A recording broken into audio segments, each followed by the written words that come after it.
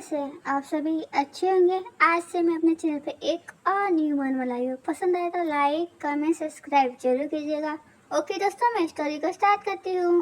इस स्टोरी की स्टार्टिंग में हम देखते हैं कि टांग हवेली यहाँ पे कुछ लोग एक दूसरे से कुछ बातें कर रहे थे। उनमें से एक कह रहा था कि टेंग परिवार के साथ ये क्या हो रहा है।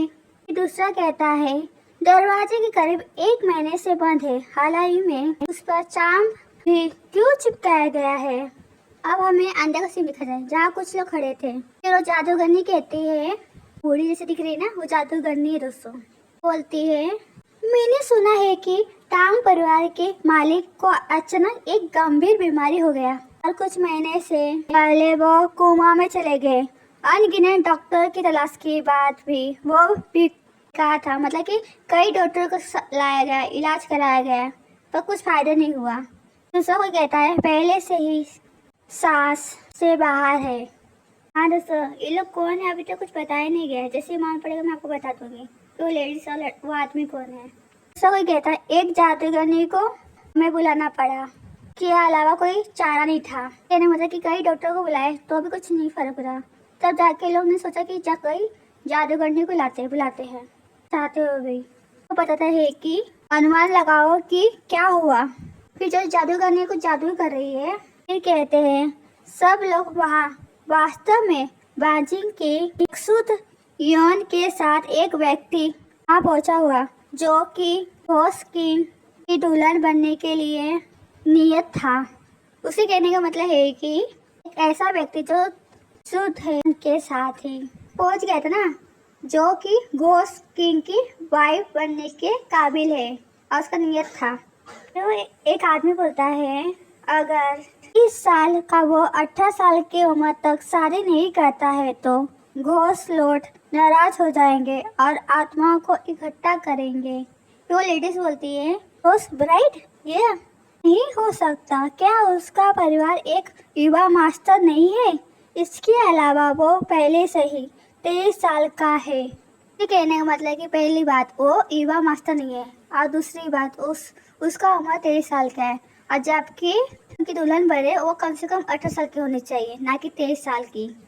लेडीज कहते क्या ये आप नहीं जानते। कोई दूसरा कोई कहता है एक और है जो पश्चिम में पढ़ रहा है। ऐसा होता है कि वो इस साल 18 साल का हो रहा है। उसे कहने का मतलब है कि ऐसा एक और है तो उसकी दुल्हन बनने के लायक है और वो 18 साल का होने आया है। वो इस समय पश्चिम दिशा में अपनी पढ़ाई कंप्लीट कर रहा है। हाँ दोस्तों, ये हमारी कहानी का मेन लीड है। इसका नाम है जूंग वांग, नाम है इसका जूंग वांग। ओके दोस्तों, तो थोड़ा सुनने में तो अजीब लग रहा है बोलने में।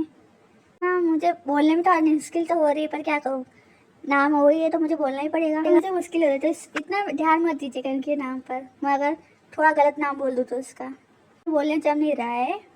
मेल लीड है ना, वो अपना लेटर पढ़ रहा है, मतलब उसको कोई लेटर भेजा है ना। लिखा है कि डियर जूंग वांग, पिताजी गंभीर रूप से बीमार है, बुरे हाल में है, तो मैं आपको लेटर लिख कर भेज रहा हूँ, तो आप प्लीज़ जल्दी से जल्दी आइए।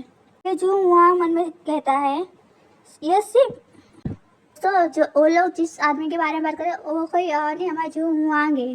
वो बोल रहे हैं वो भी एक युवा मास्टर है। जो जूंग वांग है ना वो भी एक युवा मास्टर है। हाँ दोस्तों, हमारे जो जूंग वांग है ना असल में एक डॉक्टर है। अब हमें टांग हवेली दिखाया था जहाँ हमारा जूंग वांग पहुँच गया है। वो डोर खोलते हुए बोलता है, चिल्लाते हुए डैड मैं वापस आ गया हूँ। डैड, हमारे जूंग वांग को अपने डैड की चिंता हो रही है ना, इसके लिए क्या हमारा जूंग वांग मन में सोचता है कि यहाँ कोई क्यों नहीं है। हमें दिखाई दे रहा है पीछे से किसी की परछाई, जैसे कि कोई हमारे जूंग वांग पर हमला करने वाला है। जूंग वांग पीछे मोटा है, वो तुरंत ही हमला कर देता है और जूंग वांग मन में सोचता है जिना, मतलब उसे लगा ना इसको बेहोश हो गया। अब हमें जगह दिखाया जाता है जहाँ हमारा जूंग वांग बेहोश पड़ा है बिस्तर पर, उसके पता लगा है। अब हमें वहाँ दिखाया जाता है जो कोई शादी का कपड़ा पहना है।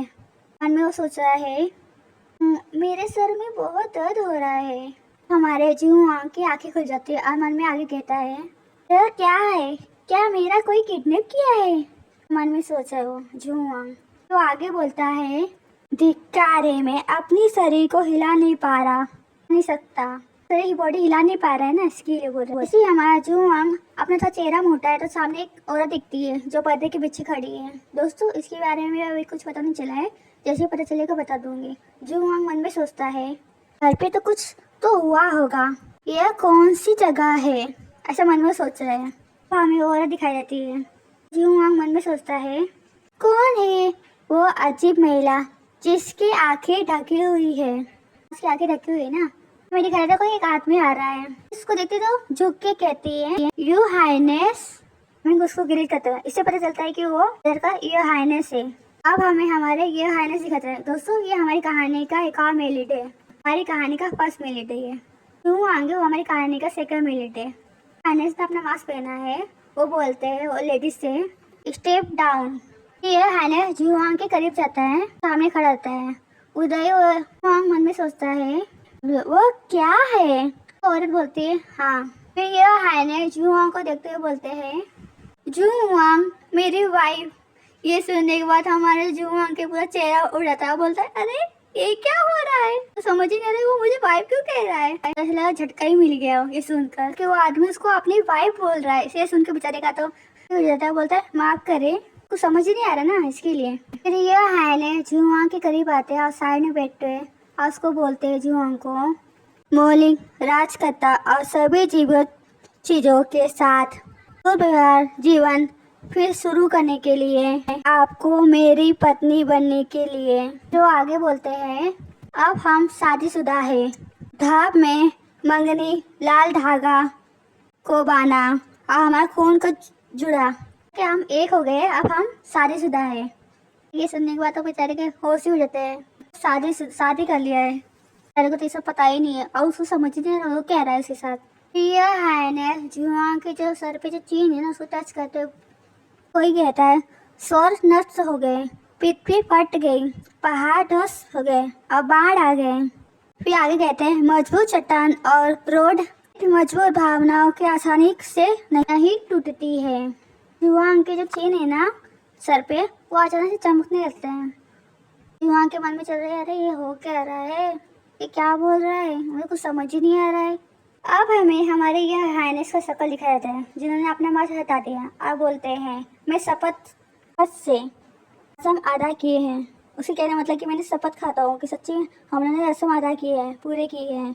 तो जुआंग मन में सोचता है उधर यह हाइनेस बोलते हैं सॉरी वेट करने के लिए, मतलब मेरा इंतजार करने के लिए सॉरी। फिर ये हाइनेस जुआंग को किस करते हुए बोलते हैं माय जुआन। हमारे यह आने से ना उसके माथों पर किस कर रहा था। ये देख थोड़ा तो हमारा जो जुआंग है था ब्लश करने लगता है और मन में कहता है क्या।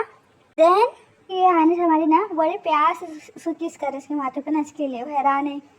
फिर ये देखने के बाद हमारा जो जुआंग गुस्से में आता है और हमारे ये आने उसको मुक्का मारता है उसके चेहरे पर मुँह पर और मन में कहता है लालत है। और फिर चिल्लाते हुए बोलता है बाहर में जाओ और गैंगस्टर कि किडनैपर करने वाले, मुझे किडनैप करने वाले बाहर में जाओ तुम। हमारे ये हानिस को मारने के बाद उसको ऐसा सोचा है कि वो हिल डुल सकता है। ध्यान हो जाता है कि मैं चल सकता हूँ, मैं तो हिल डुल सकता हूँ।